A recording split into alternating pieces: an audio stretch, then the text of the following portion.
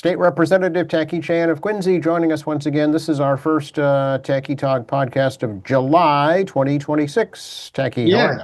you? Hey, Joe. I hope everybody is being safe and cool. We've talked about this at the beginning of summer about the importance of being aware of your surroundings, especially a weekend where it's going to crack 100 degrees and the heat index is probably going to crack 110. Yeah, it's a heat dome. It's been spreading across the country and now it's here. So it's not something to joke about. It's something to take seriously and use extra precautions. Hydrate, hydrate, hydrate. Stay in AC if you can, or take frequent breaks if you have to be outdoors. And don't forget sunscreen. Yeah. It's very important. This UV radiation is extremely high as well. So, if you're going to be out for extended periods, definitely remember to use the sunscreen. And, I'd stay in the shade, obviously, out of the sun as much as you can. And also eye protection. It's going to be very, very bright. So if you've got transition lenses like me, I don't think too hard about it.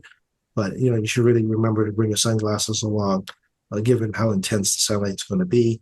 And also be careful in your cars. The car's basically an oven. So, open those doors up, let it vent, turn on the AC, particularly if you got kids and dogs, you got health issues. You want that car temperature to go down before you get inside. That's right. Yeah. Check on your neighbors if they have health issues, what have you. Just common sense things. We're just not used to it around here.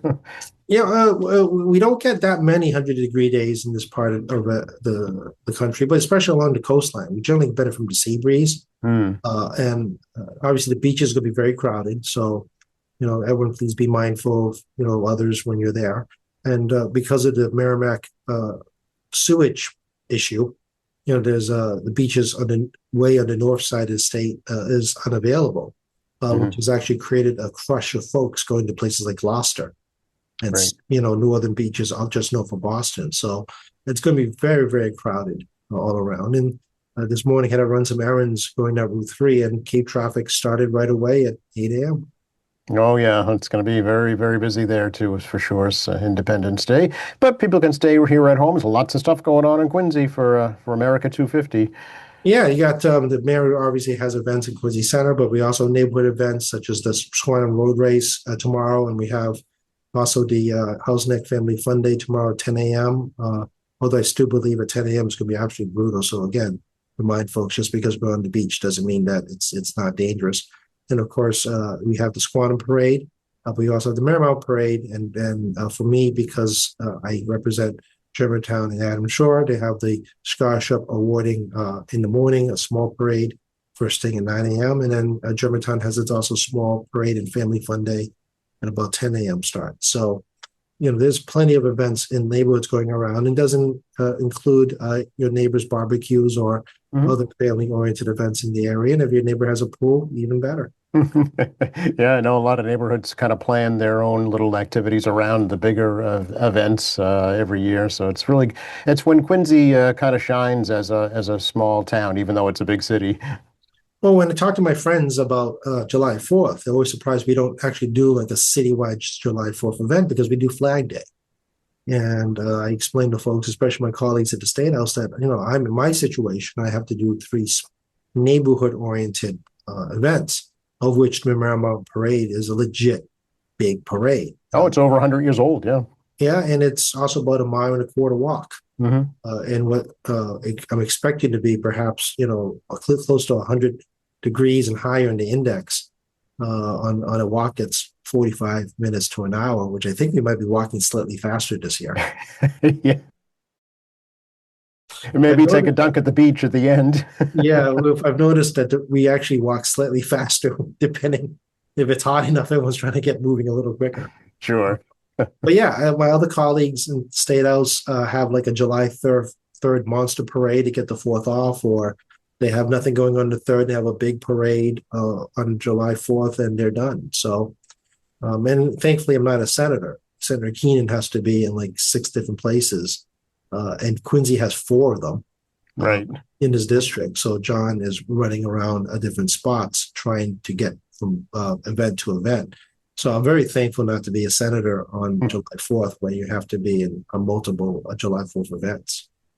Yeah, absolutely. And then there's the big Maritime Festival out at Marina Bay as well, and the Adams National Historical Park has free events going on all weekend as well. So there's plenty for history buffs or people who just want some fun and recreation, some live music. So it's lots going on. And you can watch the fireworks from Wallaston Beach, or if you don't have to be on the beach exactly, but you're in the vicinity, you can play the pops on your streaming these Hmm. days. That's right.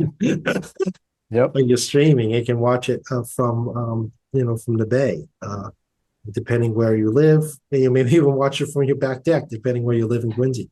Depending, yeah, that's the Boston one Saturday night. Then Sunday night, you can watch the Weymouth fireworks from Howe's Neck. Yeah, and I hear there's going to be some fireworks perhaps in Swanham on July 3rd as well. Oh, I hadn't heard that. Yeah, Okay. a small barge is going to be out there. So there's me, yeah, and there's gonna be a lot of activities, and in Boston, if you care to go into Boston, it's going to swell probably 2 million people. Oh, yeah. So also be aware that you'll be crunched in, and it's going to be hot, but people around you are going to be radiating heat too. That's right. And of course, the World Cup viewers are traveling back and forth following their teams. Yep. And then It's a lot going on. Yep. tall ships coming in the middle of next month. I'm sorry, the middle of this month. So you got tall ships coming in for a week. Yeah, including one's coming to Quincy. Yeah. Yeah, adds to economic stimulus locally, which should be great for the local economy. And so yeah, it's again 3 huge events going on right through 2 months. You have World Cup, 250th anniversary birthday party of the country, and tall ships right after. And the tea is going to be free Saturday night starting at 8:30, so that'll help That'll help a lot on getting people in and out quickly. for sure. Yeah. So we're in July now, Tacky, and we're into the new fiscal year, and the state has a budget. We do have a budget. We voted on yesterday, one day over, essentially. But we sent it to the governor. Governor has 10 calendar days to veto, amend, line item veto, and sign into law the budget. We had passed a 1/12 budget prior. As I said before, this is not unusual practice because we've never ever shut down the state government during my lifetime. So there'll be a reconciliation when the budget's passed on the 10, 11 days into the fiscal year. The accountants will figure it out at the end of the fiscal year regarding the reconciliation of the short period of time that we used last year's budget. Right. Yeah. I know it's one of the highlights. There's no new taxes or fees, I know, in the budget. There's some money allocated to the reserve fund. But any other standouts that you can think of? Not too much. I mean, obviously, one of the big things that we continue to invest heavily is in education. Yep. We raised the minimum pupil to $160 per pupil in the school system. We have given more local aid. I'm sure every city in town wish they could give us more local aid, give them more local aid, but we again increased that to a record number. I know there's been a movement to try to tie all local aid to inflation numbers, which I get. The problem is that it's a limited size budget. So, it's not complicated, right? You got a limited size budget. How are you going to automatically tie it to like inflation? It could be, 4.2%, Right. moving number every year. So, what do you do when inflation goes down? You give city and towns less and they suddenly demand that you give them more. I mean, come on, people. I mean, let's get serious here. And again, it's policy by moment of thinking, not policy and long-term thinking and things like that. So, we put a record amount in. Medicaid continues to rise and eating up more and more of the budget every year as we grow older. And other than that, I mean, earmarks are pretty slim. A lot of folks, got a shave on earmarks, including myself. A lot of my stuff was cut by 50%. I'm not the only one. But otherwise, it's a pretty lean budget as we get ready for October 1st, which is a federal fiscal year. And we'll see what the fallout is regarding, all these changes in social programs. And maybe Congress will pass some other laws prior to the election day that could impact us as well. So this uncertainty continues to loom, and I've been talking about uncertainty for 2 years now. But it is a real thing, and it's hard to pivot. If you don't know what's going to happen, and you're preparing for something you don't know what it's going to look like. Yes, final figures at the 63.7 billion, I think, and like 2.6 billion from the millionaires tax, right? Yeah, it's a little bit more aggressive this year on the millionaire's tax than the past. We'll see if we hit our numbers. The past two cycles, we had up a surplus from millionaire's tax. We were too conservative in the estimate. So, this should maybe a little bit closer to based on past experience on the millionaire's tax. And if there's a surplus, we'll find out about it, next year. Right, exactly. What happens to the surplus if there is some? We know it's by constitution we have to spend it. Okay, I see. So and to those areas that it's designated for, right? Transportation, education. That's correct. Yeah. It's one of those few situations where we're by constitution. You guys voted for this, by the way. Right. Um, uh, we're stuck. Yeah. We're forced spend on this. Not to diverge too much, but another state that has this problem is California. Yes, I was reading about that actually.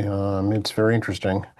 Yeah, the voters created forced spend, which takes a lot of power out of the legislature to try to control spending. Right. It's a very dangerous method on budgeting. So, while this is thankfully limited to a very specific income source, people say, tax and spend. Well, voters voted for that in the Constitution, in this very narrow circumstance.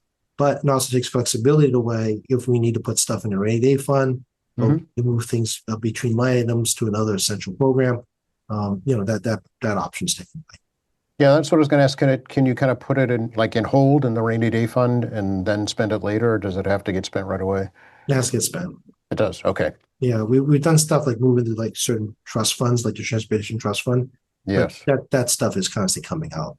Okay. Gotcha. It's not like a lot of money stays in those funds because there's always be constant expenditures and capital improvements.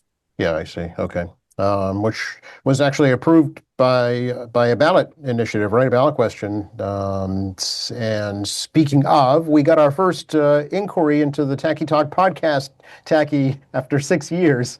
I know it's. I do actually appreciate any kind of response to anyone listening to us.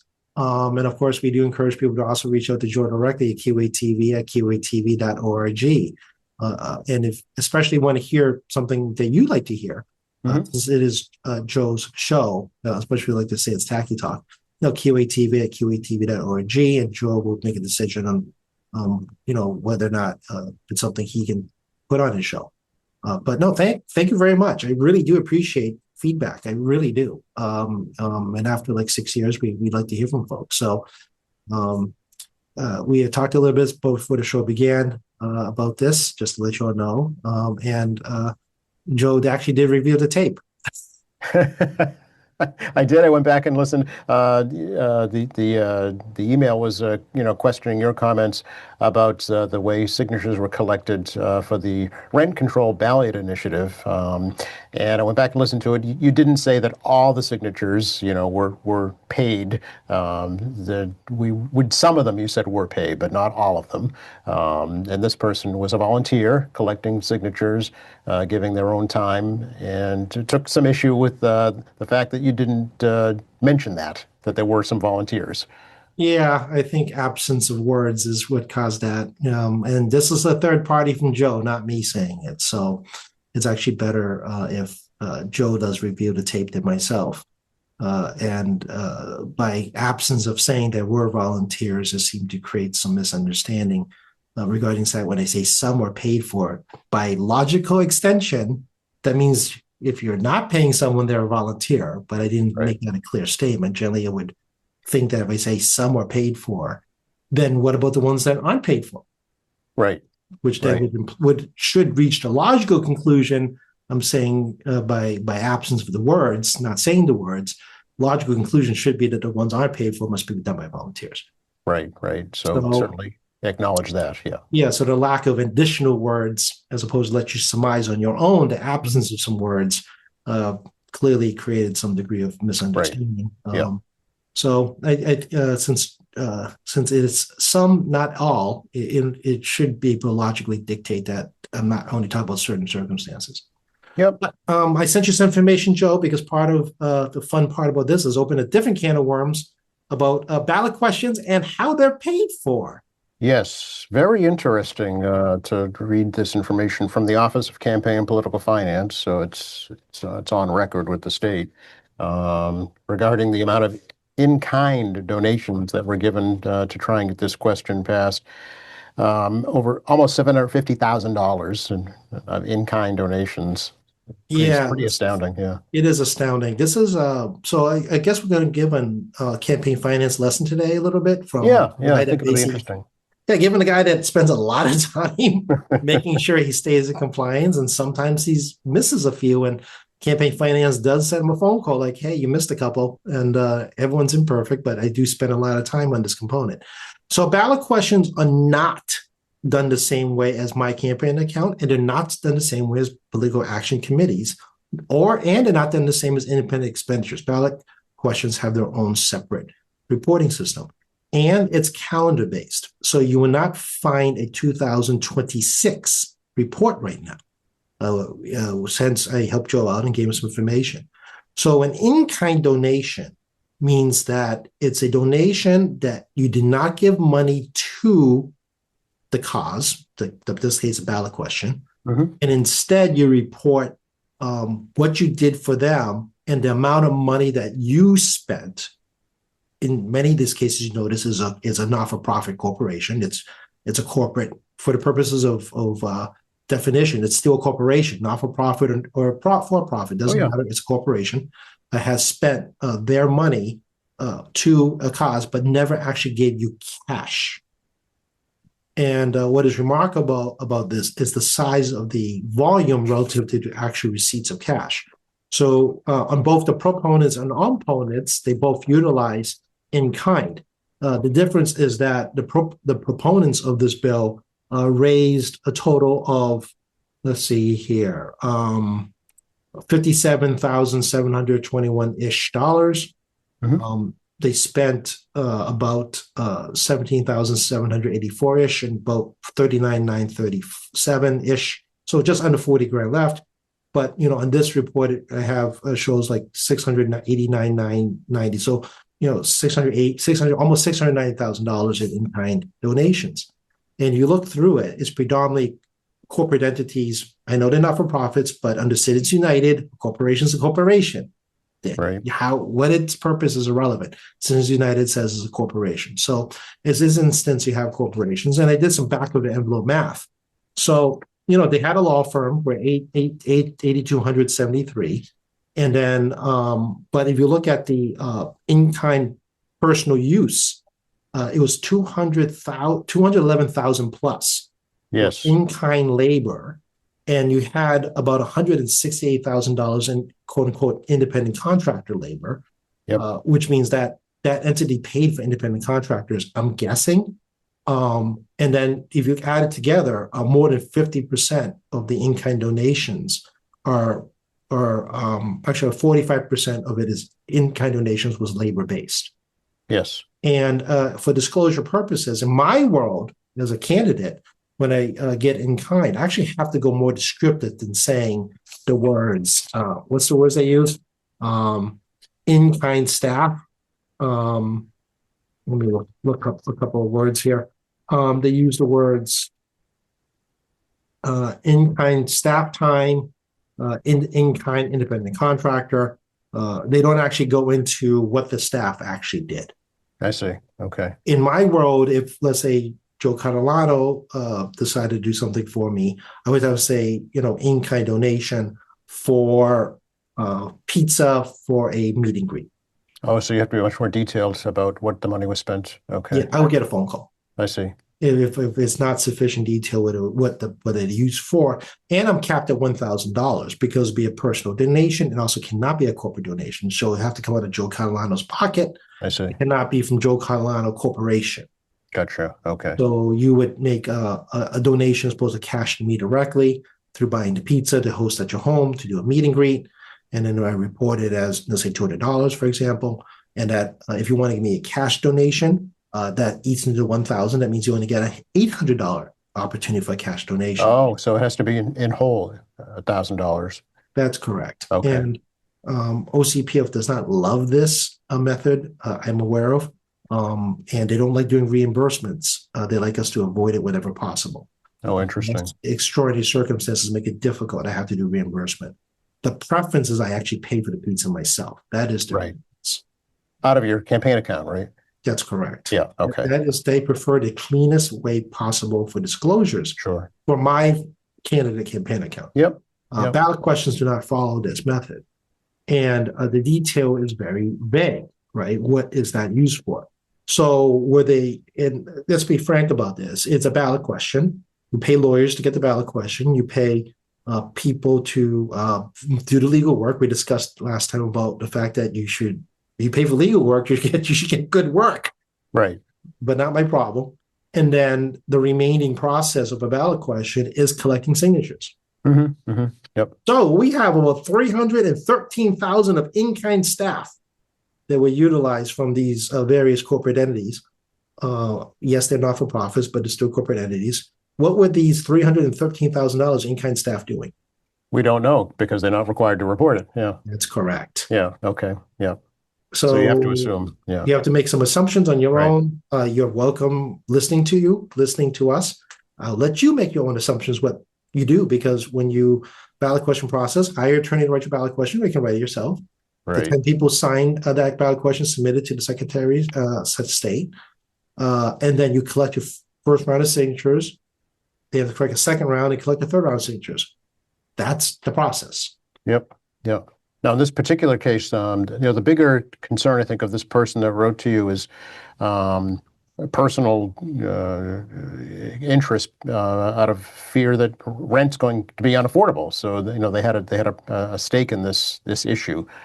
Well, yeah, exactly. And it's great Right. for folks to actually be engaged in causes. Yes, I yes. get a lot of emails requesting support and opposite, both support and opposing things. Oh, sure. Yeah. And, I'm very aware that issues can change as bills do change and evolve in the state house constantly. So what you start and what you finish doesn't always mean the same thing, which makes it tricky for people trying to stake out positions, particularly since I'm not always in negotiation as part of parties that's engaged in these issues. People suddenly believe that 200 of us, the House and Senate, somehow have all direct say. Generally, the proponents and opponents are the ones that are leading the causes. Right. Because I have my own issues I lead the cause too, and also issues I oppose the cause as well. So Sure. just like everybody else in the building. So, public policy about ballot question is fine. We talked about we have a lot of them this year. And we'll see where the chips lie moving forward on these issues. However, we should not disregard that there are different rules here from candidates and ballot questions and political action committees where you can pretty much take money or in-kind donations from basic businesses. Yep. Well, I'm only limited to taking it from individuals. Yeah. In fact, this has really led to a new bill proposal, right? An act improving campaign finance reporting for statewide ballot questions. So this is going to be very interesting to see where this goes, because it's calling for much more transparency, basically on how these signatures are collected and how they're reported and how they're paid for. Yeah. So for myself and political action committees and independent expenditures, we're on a accelerated reporting system, meaning that we're not annual. So ballot questions right now submit their reports on an annual basis. As you get closer to election day, try to remember you have to submit right before election day, but they're really an annual based system. And legislators and city councilors of a certain size community are what we call a depository system. Mm-hmm. So my campaign finance report is shown monthly. So when the bank submits my bank statement to me, they're also submitting my bank statement to Office of Campaign Political Finance. Mm-hmm. When I write a check, they scan those checks, and sometimes the letters don't come up correctly. Sometimes they miss the Q on Quincy High School, for example, because of my printing. And as a result, you look like some squiggly words that I will go in and correct online to say the word Quincy High School. And that's how it's disclosed on a monthly basis. Same one, receipts, donation.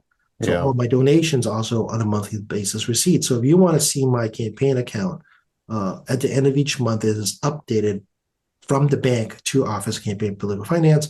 and I would get a phone call at the end of a beginning of each month, sometimes saying, "Hey, could you clarify this? I don't know what this anagram means." So if the payable is to a charity that is like A, B, C, D, E, for example, and that's how it's going to be paid. That's how the check's made out because that's what they say to make it out to. Yep. I'll get a call from campaign finance saying, "What does A, B, C, D, E mean?" Yep.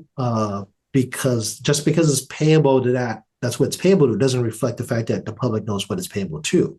Right. I see. Okay. So I have to go in and clarify the who I paid to by actually stating a full name, for example. And then sometimes the memo section gets gobbledygooky, like I don't know what's going on. You get these random letters, and I'm going to correct those as well to make it clearer. So when I do like a Quincy Sun graduation advertising, for example, which I've done, I try to put the dates in when those ads went into Quincy Sun. And then, if it's kind of gobbledygooky as a scan come through, I'll go in and correct it by manually. So we're actually a very high disclosure rate regarding our campaign finance stuff, because while we quarterly report, meaning every quarter, we actually have to clarify everything, or we'd start to get penalized for lack of clarity. Sure. The reporting system. So even refunds, for example, as I mentioned earlier, my mom had passed away, and there was some chaos in the house regarding a tree during that time period, and I couldn't leave to go to New Orleans for a new National Conference State Legislators Energy Conference. As a result, I had to get a refund for my plane ticket, which is going to be put back in my campaign account. You're going to see Delta as a contributor. Yep. Because they refunded, but I have because it's a refund. Okay. But I have to do a correction in the report saying that it's not a contributor; it is a non-contributor because it's a refund. Okay. Meanwhile, I'm paying a penalty on the hotel because I canceled too late. Because who could predict the storm and a mom who's dying on you? Right. So the campaign finance actually have to show an expenditure where I'm taking a penalty on the hotel room. Oh, I see. Okay. So this bill would hold these ballot question petitioners to that same standard or very similar standards. Yeah, or put them onto the monthly deposit system, which candidates, and I believe the PACs are too as well. So you can see monthly exactly the revenue coming in, the expenditures, and the in-kind donations. Yep. Right now for 2026, none of us really know what's going on. So and I think this passed the House with complete support, as I recall reading. Yes, I think it was 145-0. Yes. Yesterday. We feel that since we already have everybody else seemingly on the same system, or similar systems, there's no reason not to put everybody on the same system. We do actually ban individual signature gatherers, meaning in the sense that you can't pay per signature. You can pay on salary. You can pay other ways to ensure your people are compensated if you want to pay signatures. But we looked into this thing on a constitutional level, as long as there's a mechanism for someone, an entity or someone to pay for signatures in a manner that is not too intrusive on First Amendment rights. That's fine. So basically, you're wage based. That's okay, but you can't do pay by individual signatures. So okay, all right. So we do that. We have Secretary of State do more public reporting on the signature gathering process. We have greater reviews by Office of Campaign Finance to bring them to greater review process similar to our candidates. So it's basically going to be held by the same standards. Same standards, yep. We hope. Right. Well, right. Yeah. Cross my fingers. There's a lot of OCPF has a lot of discretion on these things. And there's a word here requiring disclosure of in-kind contributions exceeding $50, including contributing information, contributor type, and evaluation. Of course, that's subject to Office of Campaign Finance interpretation. Sure. Which I'm hoping it becomes more, as I described at the beginning, what we're subject to. And also it's just like us, if you're getting $500 more in money donation, you have to report that 72 hours within 72 hours prior to the 10 days of election. So same as me, if I get a $500 donation 10 days before election, I have to report that 72 hours inside that time period. So what that does is that it was a massive infusion of money. That disclosure is made right away, just like candidates. So if I did somehow get like 10 days before election day, Whether or not I'm opposed or not, it's irrelevant in my case. Okay. Candidate against me or no candidate, it doesn't matter. Doesn't matter. Okay. If I get $500 donations in large chunks at the end, I still have to report within 72 hours. Okay. So let's say, even let's I have no primary opponent this year, September 1. I collect, let's say, $5,000 on August 27th. I got to get that reported in 72 hours. Gotcha. Okay. All right. It's real, regardless of whether or not you're going to vote. Yeah. So this would be the same transparency for ballot questions then. Yeah, and Okay. we do that with independent expenditure accounts as well as political action committees. Hmm. So we're bringing everyone more in compliance, meaning that when the next set of ballot questions come forward, you don't just get an annual report. You should be getting monthly reports that the public can look up on their own, and just like us, look at themselves. And we're going to create a special committee to review this issue further. The ballot initiative process in the Constitution was established in 1918. I've been aware that there have been movements in the past to change the Constitution unsuccessfully. They never made it out of the committees that they refer to. I remember Stan Rosenberg, the former Senate president, had talked and tried to do this a few different times, but never got any traction in the state. Yeah. So yeah, we're people Okay. say that want more transparency. Here it is, and I do think that it's nice to have some more uniformity with a higher standard of reporting, which is the standard legislators are. We are the highest standard of reporting, the legislators. Yeah. So elected officials are part of the OCPF system, but the higher standard. Does this go into conference committee now, Tackey? How does that work? Yeah, it's probably going to conference committee at some level. I don't think the Senate has deviated too far from us. Hopefully, this is a fairly quick resolution. If they have, we can avoid a conference committee if both sides decide to correct some small issues, and we can try to do some suspension of rules and amending enactment phase. Oh, well, that would expedite things. Okay, yeah. Yeah, if there's an agreement that this is not a problem, or they decide to do like what we call like a 2-day conference committee. Mm-hmm. They form one and report back out 2 days later because the agreement was done before. And and then dissolve the committee because you don't need it anymore. Yeah. Just do the quick 2-day thing and then dissolve, and off we go to the floor. So right, okay. There's not that big variation, and both branches want to create a higher standard regarding accountability and use of money, and better knowledge for all of us, who is behind these various ballot questions in terms of well, this I know this was a pet peeve of the speaker, really. He just talked about this almost a year ago. I always am surprised that us as a legislature has not just put everybody on the same uniform system. Because the technology is there, the regulations are there regarding elected officials. And I do know that it's some differences, like Citizens United allows ballot questions and PACs to take corporate money, and I can't. I don't care. I mean, that's not to me personally in terms of my fundraising. It doesn't affect my fundraising because of that. But I mean, there should be some easy uniformity that when I look at a PAC account or a ballot initiative account, that I'm working with the same standard that I understand using my accounts. Can we get just back to the rent control issue for a minute? So the Supreme Court struck down the rent control ballot initiative, but is there also a bill pending that there's been a bill pending? There's been bills on this issue since the end of rent control. Okay, all right. This thing's 30 years ago? Yeah, 94. Okay. So since the end of rent control by ballot initiative, there's always been a rent control bill or some variation nonstop. Obviously, if there's been a bill floating around for 30 years since 1994, I'm just saying. People think it's a new issue. It's not a new issue. It's just various forms. Yeah. So it's like the seatbelt stuff. Do you remember those? Oh, I do remember that. Yes, absolutely. Yeah. If you're old enough, remember the seatbelt ballot question campaign that was just the height of talk radio. Oh, well, that's how issues got talked about back then. There was no social media, so yes. Yeah, actually people should look up that whole story about seatbelts in Massachusetts. Actually, it's fascinating education in politics. Yes, yes. Both sides were deeply entrenched in that issue for sure. Yeah. I remember it well. I do Uh, understand the issue of rent control. I mean, people forget there was such thing as rent control boards or rent review boards in every yeah, community as part of original rent control. It's a wonderful idea.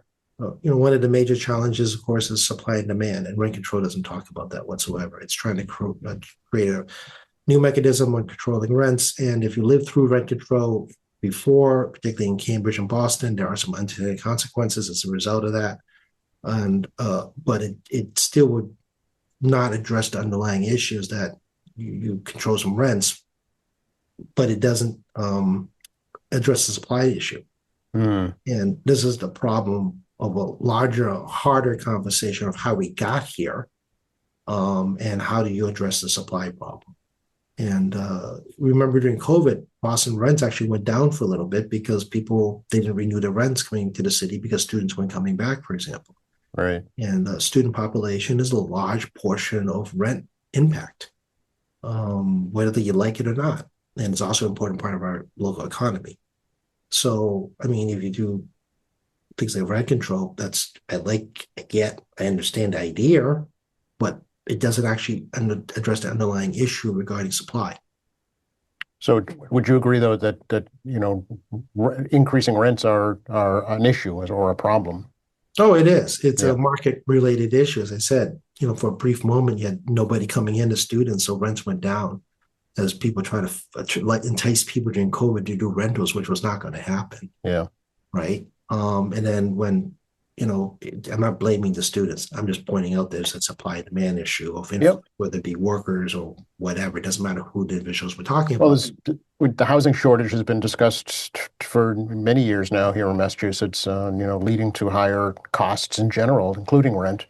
Correct, and the housing issue. And then we passed some housing bond bills to try to stimulate more housing construction. Yep. And of course, the president vetoed a housing stimulus bill already, Yes. which was I think he called it a big yawn. that's correct, which everybody in the legislature, everybody in Congress is facing the same problem regarding housing supply. So, it's a larger conversation about the great financial crisis that created it. Mm, Well, it's a little more difficult that people realize of how we got here. It's not a simple answer. yeah. But I mean, things like rent control doesn't actually address supply issues.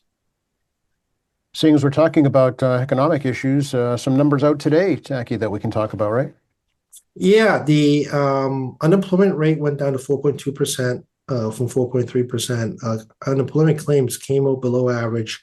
For all intents and purposes, unemployment claims is stagnant. They're not really growing. Yeah. Massachusetts, we're talking, right?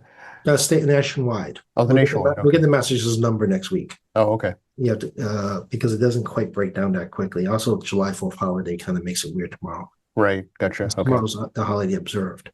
Yes. So we got this real interesting dichotomy where you have wages are not meeting inflation. Inflation's over 4.2%, and then wage growth's like at 3.1%. Mind you, this is month over month. Hmm. But also, wages and unemployment has been stagnated for Yeah. almost a full year now. The unemployment number has really not moved off that above 4% during this, actually, oddly enough, during this presidency, interestingly. And wage growth hasn't really grown that much either in this presidency. It just coincidentally happens to coincide with Trump presidency that this is happening. Yeah. And then we can argue later about economic policy impacting this, but just hapstance, it just happens to be this way right now. And as a reflection again, this K-shaped economy, and consumer confidence is low, but consumer spending continues to be steady, and prices are out of control still, in terms of people meeting their costs. Mm. And when you break down the CPI, the Consumer Price Index numbers to individual components, groceries most definitely are still exceeding people's wages, which is key. Same thing with gas, although gas is a longer conversation again about this crazy global politics of oil and gas issues. So there is a real concern here, and we should all be concerned because we're living with it, is that when your wage growth doesn't keep up with CPI, particularly the sections associated with essential goods like food, Mm, At some point, the consumer is going to break. right. Yeah, I did see signs of it actually this morning. Labor Department reported slower job growth than anticipated. Yeah, the Joe showed slower and drop growth as well. And as I said before, it's a little bit tricky because given the fact that we've had massive deportations of Mm, undocumented folks that were employed, whether under the table or with a social security number, they can't collect unemployment. So the unemployment number is always a little bit tricky to deal with because it's a combination of businesses reporting to the Department of Labor, which is why you have revisions because some people report late, right, and it's not every business. They do a massive sampling.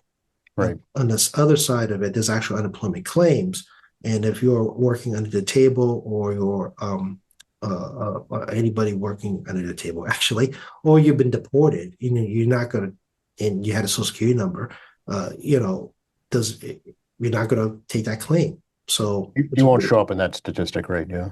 that's correct. So it's Yeah. a really quandary here to try to pin down exactly what's going on because it doesn't make a lot of sense in some ways. The economy is slowing, but it isn't slowing like off a cliff. Right. And the GDP numbers keep getting revised on first quarter higher and lower because it's largely driven by consumer spending, and the trade deficit continues to grow, which was promised it wouldn't. And it's again all this macro data is not translating to you and me sitting here together about our real life costs.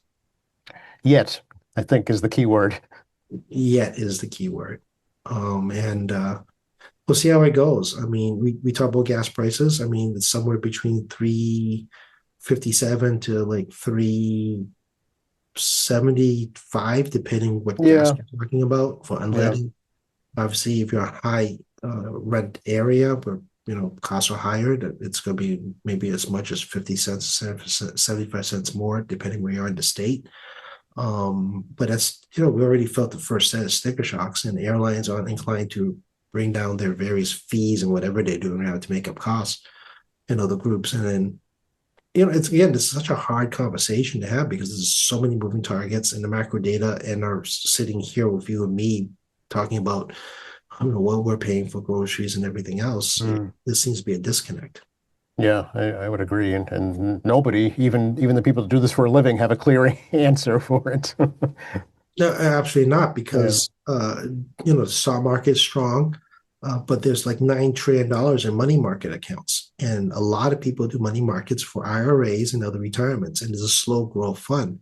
But there's no such thing as 100% safe, but it's a lot safer Mm. in the stock market. And people who are investors, whether it be people managing other people's money or hedge funds or whatever, have a lot of their money in money market too, which means that they're not putting into the stock market. But the stock market's like Right. insane growth right now, and there's this whole disconnect here, right? People are hoarding money, including professional money managers, but the market is still very strong. And it's like a big disconnect regarding the fact that the most 90% of folks can't afford as much as they could a year ago. Right. Yeah. Yeah, puzzling. We'll have to leave it at that. It's a longer conversation Yeah. about chip stocks and AI and all that stuff. But yeah, it's a longer conversation. No, we just don't have time for that, Tacky, because we're all out of time today. Yeah, we are a little bit abbreviated for the holiday. Joe, if you want to pick up this conversation a different day, we can always do that. Sure. But yeah, no, we are open at State House. Although in this heat, you don't want to be there. Our heat cooling system does not work properly, Oh, great. as my staff reminds me constantly.